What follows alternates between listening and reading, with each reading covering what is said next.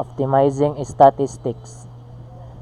The Optimizing Statistics module provides you with the instructions and devices to develop your hands-on skills in the following topics: obtaining the data of the latest statistics update, updating the table statistics manually, using full scan and no recompute to update statistics. Exercise 1. Obtaining the date of the latest statistics update. In SQL Server database, statistics provide information about how a data is distributed in the database objects, such as a table and indexes. When SQL Server receives a new query, the query optimizer uses statistics to create the best possible query plan to resolve that query and retrieve information, thereby providing enhanced query performance. If the statistics values are outdated in the table, then the query optimizer cannot create an ideal query plan to resolve the query, thereby affecting the query performance. Therefore, before running a query, it is important to know when the statistics was last updated on a table. You can enable the auto create statistics and auto update statistics settings by default to ensure that the database engine automatically creates and updates statistics, respectively. In this exercise, you will learn to obtain the date of the recent update of statistics on a table. Please refer to your course material or use your prepared search engine to research this topic in more detail. Task 1. Obtain the list of statistics on table columns. In this task, you will enable Auto-Create Statistics option to obtain the list of statistics that are automatically created on the AdventureWorks DW 2016 CTP3 database. When Auto-Create Statistics option is set, you can run a query to obtain the list of statistics created on individual columns in a query table. The name of the statistics object starts with _WA. Step 1. Ensure you have powered on the required devices and connect to FlabSQL1. We already connected. Step 2. From the FlabSQL1 desktop, click Start and click Microsoft SQL Server Management Studio. The Connect to Server dialog box appears. From the server type drop-down list, click Database Engine. In the server name text box, type FlabSQL1, then click Connect. Step 3. The SQL Server Management Studio window opens. In the Object Explorer, click plus to expand the Databases folder. Step 4. To select the database from the list of databases, click AdventureWorks DW 2016 CTP3. To create a new query, from the Query ribbon, click New Query. Then Step 5. The New Query pane opens. Step 6. To check the automatic creation of statistics on the database, type the following query in the New Query pane. Copy and paste it.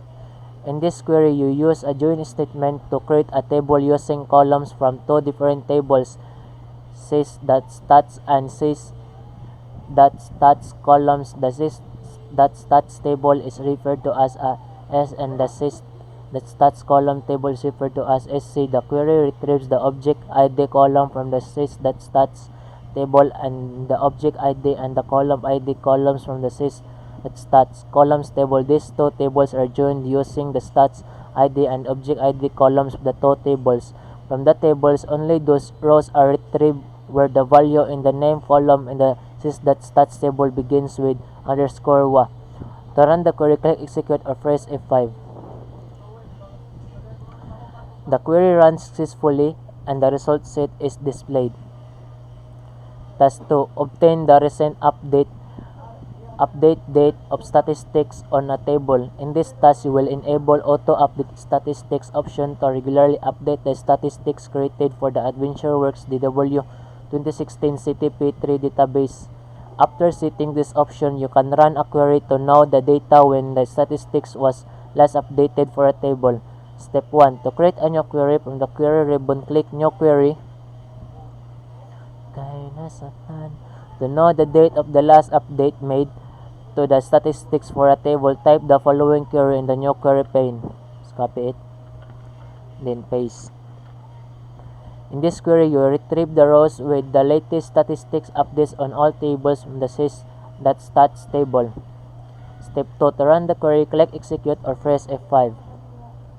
The query runs successfully and the result set is displayed. Task 3. Obtain the date of recent statistics update for an index. In this task, you will enable Auto Update Statistics option to regularly update the statistics created on the AdventureWorks DW2016 CTP database. After setting this option, you can run a query to know the date when the statistics was last updated for an index. Step 1. To create a new query, from the query ribbon, click New Query, and then to know the date when the statistics for an index was last updated, type the following query in the New Query pane.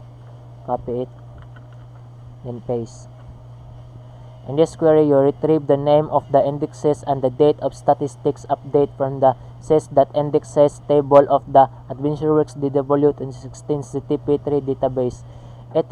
It retrieves the date of the statistics update for the indexes created on the DEMP employee table. Step 2. To run the query, click Execute or press F5. The query runs successfully and the result set is displayed. Exercise 2. Updating the table statistics manually.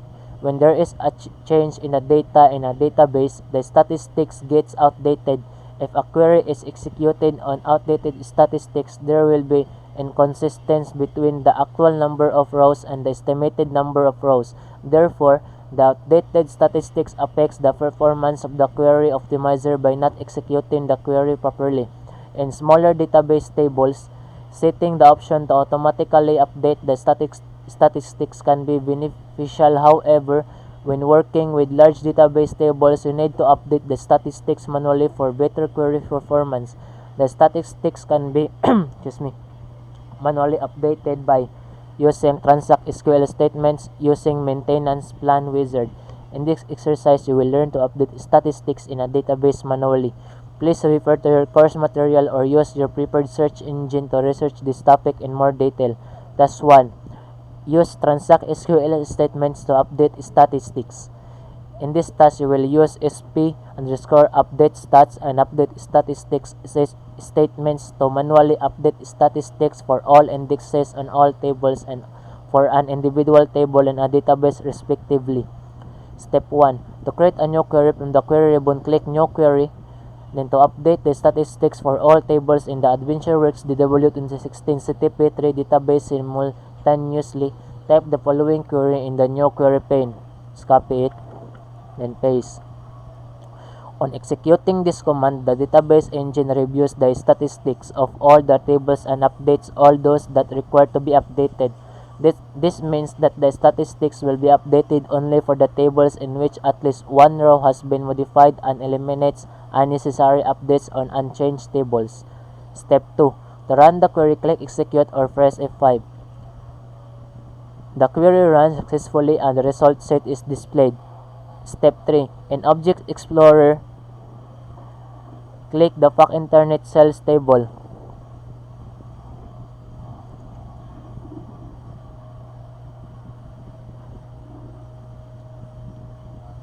Tables.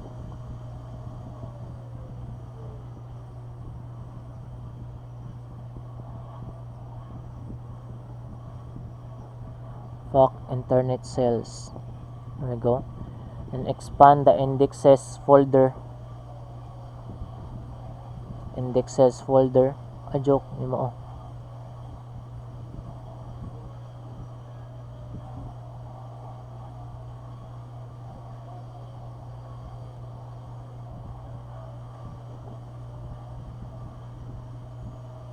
Fact Internet Cells, indexes.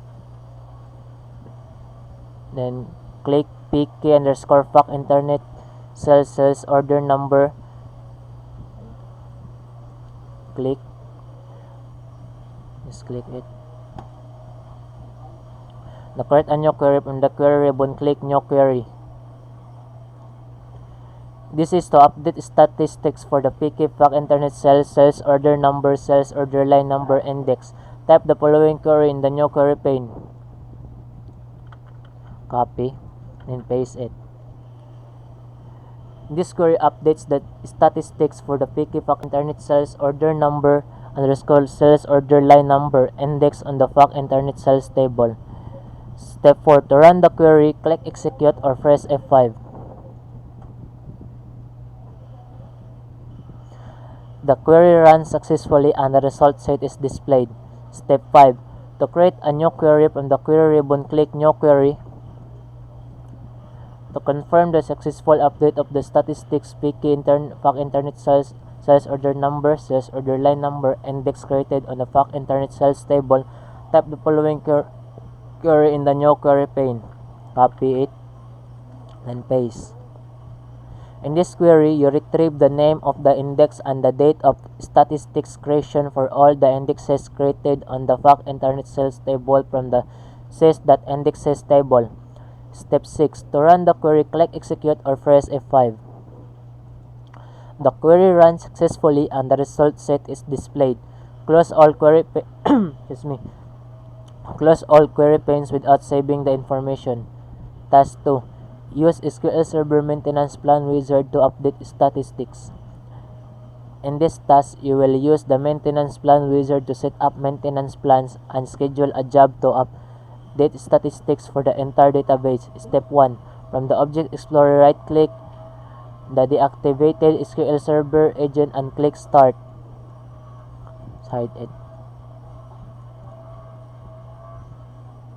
Hide. SQL Server agent.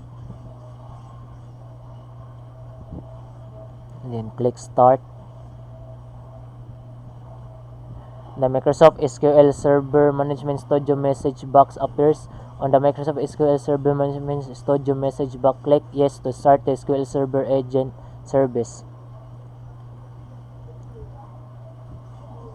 Step 3. The SQL Server agent is started and is indicated by a green arrow on the node icon. From the Object Explorer, expand the Management folder. Then click Maintenance Plans. Right-click Maintenance Plans. Then click Maintenance Plan Wizard from the context menu. The Maintenance Plan Wizard opens with the SQL Server Maintenance Plan Wizard page. On the SQL Server Maintenance Plan Wizard page, click Next. Step 6. The Select Plan Properties page of the wizard is displayed. On the Select Plan Properties page, in the name box, type the name of the maintenance task as follows. Just copy it. Then paste it. Then click Next.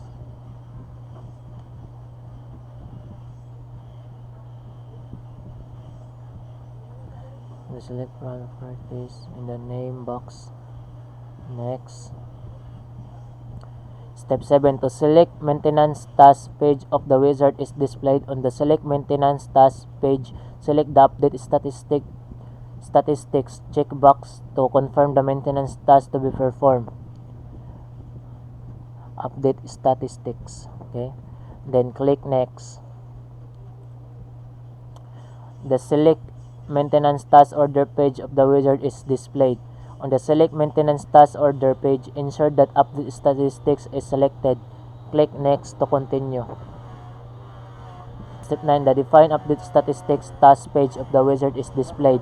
On the Define Update Statistics task page, click the Database drop-down list from the drop-down database.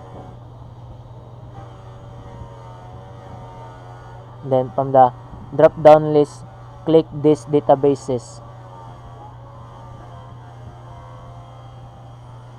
Then click OK.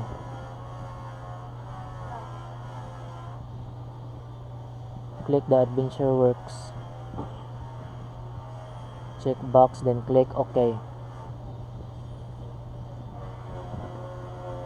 Step 10. On the Define Update Statistics task page, the Databases box is set to specific databases. From the Object drop-down list, ensure that Tables and Views is selected. Tables and Views. Okay. Step 11. The database is an object on which the update statistics result needs to be performed is selected.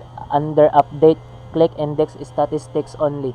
To update the statistics for the indexes only, click next to continue. Under update, click index statistics only. Then click next. Click next.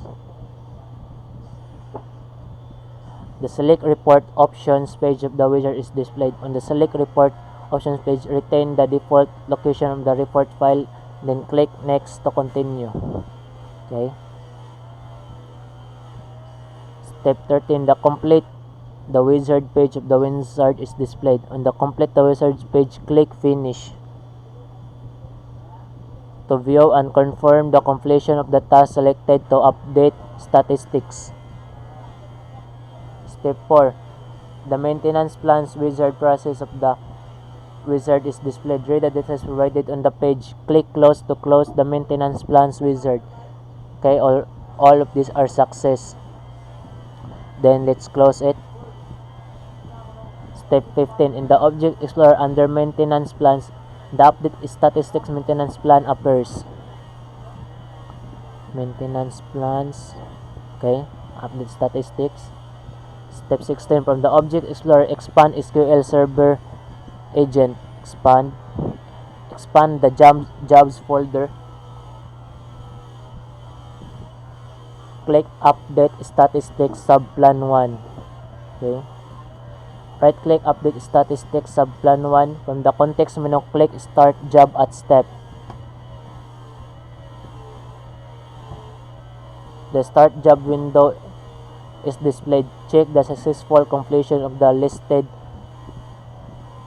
task. Then click close. Okay, close. Step 19. To create a new query, from the query ribbon, click new query or new query. To confirm the successful update to the statistics of the indexes created on the DEM currency table of the AdventureWorks DW16 CTP3 database, type the following query in the new query pane. Let's copy it, then paste it here. This query retrieves columns from the sys.stats and sys.stats columns tables. The sys.stats table is referred to as S, and the sys.stats columns table is referred to as SC. The object ID retrieved from the sys.stats table will be displayed in the table name column in the result set. The object ID and column ID columns retrieved from sys.stats columns table will be displayed in the column name column of the result set. The object ID and stats ID columns retrieved from the sys.stats columns table will be displayed in the statistics latest updated date column in the result set. The name column retrieved from the sys.stats table will be displayed in the statistics name column in the result set. The two tables are joined on the stats ID and object ID columns. The result set will show only those columns where the name of the statistics does not begin with _WA. To run the query, click execute or press F5. The query runs successfully and the result set is displayed. Go for the next. Exercise 3. Using false scan and no recompute to update statistics. There are two ways to obtain statistics for the data of a table. Using a sample of data, performing a false scan. When a sample of the table data is used, you can obtain an estimate of statistics of the distributed data. However, performing a false scan allows you to determine the actual statistics of the distributed data, and therefore is more accurate. It is not frequently done because it takes more time to execute and obtain the results. Sampled statistics is used in these base tables by default. In contrast, false scan statistics is mandatory in memory optimized tables. Running false scan with update statistics periodically enhances the performance of the query optimizer to obtain accurate statistics of the data. Irrespective of the size of the table, when using update statistics to update the statistics manually, it is essential to stop the automatic update of the indexes or tables in a database. The no recompute function with update statistics command is used to stop the automatic recomputing of the table indexes. Task 1. Update statistics with full scan and no recompute. In this task, you will stop automatic statistics updates and scan all the rows in the DIM product table in the AdventureWorks DW2016 CTP3 database to update the statistics manually and confirm the date of the latest statistics update. Step 1. To create a new query from the query ribbon, click New Query. To update the statistics for the DIM product table with full scan and no recompute, type the following query in the New Query pane. Paste it here. The query performs a full scan of all the rows in the DIM product table. It also turns off automatic statistics updates for this table until update statistics is executed again without the no recompute function. Step 2. To run the query, click Execute or press F5. The query runs successfully and the result set is displayed. Step 3. To confirm the data when the statistics was recently updated is the current date from the Object Explorer. Expand the DBO.DIM product node. Here, where can we find that? And hide. From the Object Explorer, expand the DBO.DIM product node. Maybe it here. DBO.DIM product. Expand the statistics folder by clicking the plus sign. Statistics. Okay.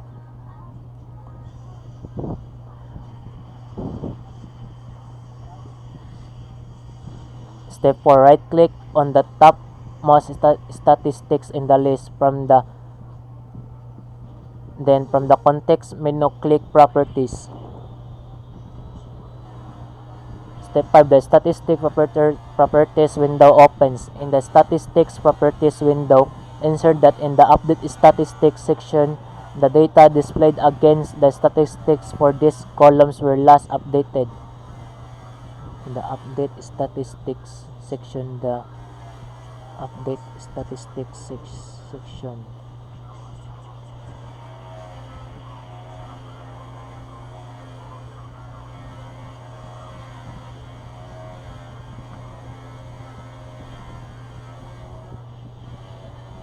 Okay, the date. Here we go, the date. Set to the current date. Step 6. In the Statistic Properties,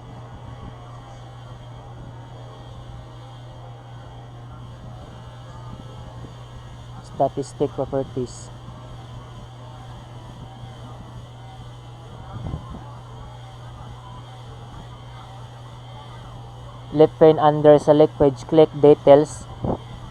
To check that statistics of the index within the table is also updated on the current date, click OK to close the Statistics Properties window. Okay. And close all open windows. Next. Summary. You covered the following activities in this module: obtaining the date of the latest statistics update, updating the table statistics manually using full scan and recompute to update statistics. Done.